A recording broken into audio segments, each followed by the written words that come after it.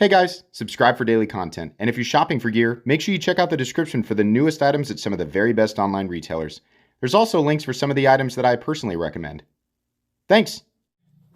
What's going on YouTube? Metal Complex here, and today I've got another short, little unboxing video to share with you guys. We have talked about this knife before, but this knife has quickly become like a knife that I regularly reach for and EDC.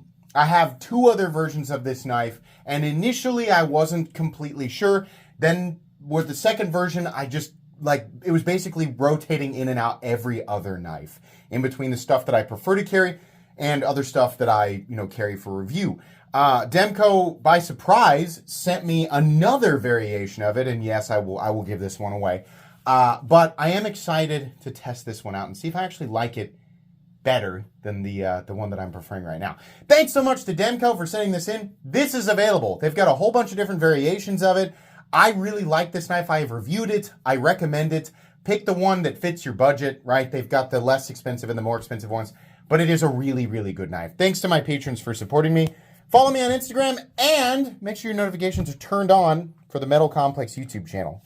Let's just, every time I think it's going to get easier and it doesn't. Okay. So what we have here is a Nano Shark. Oh boy, yes, it's exactly the same as the other one, except we have a different blade shape. And I know it's like, what, do a whole upload because the blade shape's different? Yes, I am, because I'm an itchy knife guy, and little teeny tiny things like that, especially when it's on a knife that I really, really like, become a much bigger deal than it might seem to other people. So here we go. Okay, little clip point blade. So, when it comes to, right, here's the one that I've been carrying, right here, get it out. When it comes to aesthetic preferences, 100% clip point, drop point, 100%, all day. I think they're just better looking blades, whether they're longer. You tell me what you think. Do you prefer a sheep's foot, Warncliffe style blade, like somewhere in that family? Or do you prefer the Pokey Boys, right? A pelicans versus swordfish. That's a weird comparison. Sorry. Turtle face versus swordfish, I guess, would be the pelicans. Not quite there. Evil pelican would be like the Spyderco patriarch or matriarch or whatever one. I can't remember what that is. Anyways, which family do you prefer for aesthetic, and which do you prefer for function? I would love to hear what you guys think down in the comments. I'll give you my take.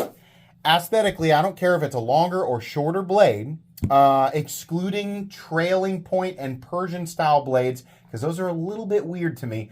I think your clip point, your drop point, your reverse tanto, modified clip, whatever, all in that family of blades, where the tip is still straight or slightly pointed up, I think those are aesthetically more pleasing. However, I cannot deny the obvious utility when it comes to a sheep's foot or Warncliffe blade. If you are new to knives, and especially if you are a casual user and you don't have an ultra-specific professional sort of, space that you're going to be using your blade in, I can tell you pretty much hands down that Warncliffe and sheep's foot are far more advantageous, far more utilitarian. Why? Because most normal daily tasks involve things that are made easier with blades that point down, right? This is, I think, also the reason why the utility razor is such a preferred EDC, like the cheap utility razors.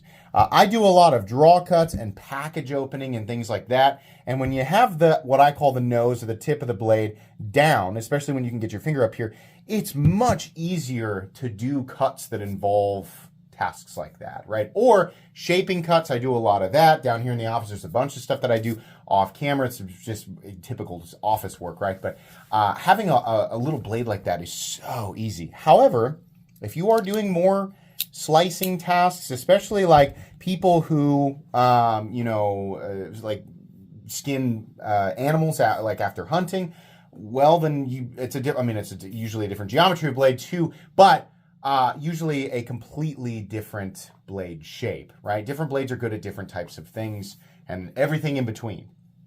But I find that something like this is just much, much, much more beneficial for me.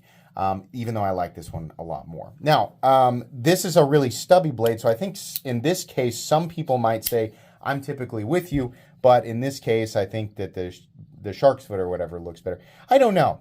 I like them both. I'm biased towards this one because I carry it all the time, but this one does look really, really good. And, you know, here's the other thing. Whenever I say stuff like this about like optimization for daily stuff, truthfully, you should go, if you're considering this knife and you're not sure on the blade shape, or any knife where you have choices on the blade shape, when it comes down to like which one's choose the one that looks the best to you, ultimately, because this knife is still capable of doing everything this knife is doing. It's just that certain tasks are made easier with this blade and certain tasks are made easier with this blade, right? So at the end of the day, you got to go with the version that looks best to you, because it really won't matter all that much to the everyman, the people who are like me. Where it will matter is when you have an ultra specific sort of professional arena that you're using these blades in. Then you're going to want something that's exactly what it needs to be. It's exactly optimized for that.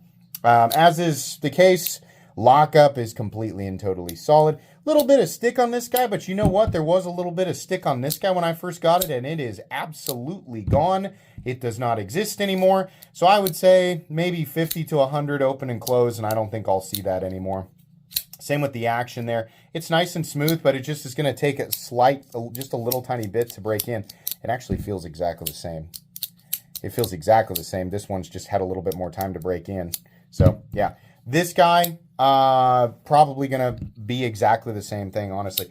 If you missed that review, you can go watch it if you want to. A little difference there in the tip there. The reason why the first version of the Nano Shark, I wasn't like, oh my God, I have to carry it all the time now. Because my number one, like king EDC is the Shark Cub right alongside the Spyderco Sage 6. I love those knives. They're incredible. Like two of the best EDC knives ever, right? The reason why I didn't fall head over heels for the first version of the Nano Shark is because it came in G10 and it was fine, right? It's honestly a little lighter, probably ultimately a better one. But it just didn't have that, it was too, like it was chunky, but it just didn't, it felt like it didn't have the heft. And it also was just like the geometry wasn't quite as good as the Shark Cub. And so it just felt like a downgrade all the way around. I love the Shark Cub, but it almost feels too light. The Nano Shark that is full tie has that full Demko chunkiness that I love about the full-size AD20, the one that's made in the United States, but it is compact enough to where it still feels like a small, you know, EDC knife. So I kind of fell in love with this titanium version, and this is the one that I'm going to keep and kind of run alongside my Shark Cub. So, and honestly, I think I'm going to carry this for a bit and come to exactly the conclusions that I've come to here, and that's fine, and then I'll give it away.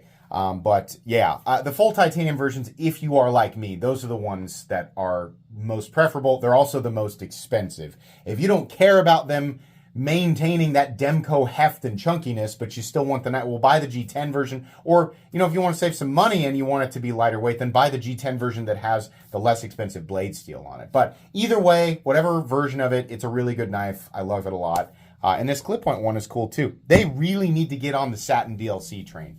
Like, Demko needs to do shadow, you know, full DLC versions of these knives, but not the matte finish like I have on my Shark Cub. They need to do the satin DLC. Absolutely. That's going to be it for today, guys. Just a quick little Demko unboxing. These are really cool. Links in the description. Please make sure to follow me on Instagram at metal_complex. If you enjoyed this video, leave a like. If you'd like to check out my other content, I do, of course, have lots of videos of knives that are either expensive or inexpensive that I do or don't like, so check those out. If you enjoy all my content, go ahead and click on that Metal Complex logo right there and subscribe, because there's definitely more coming. Thanks again for watching, everybody, and have a great day.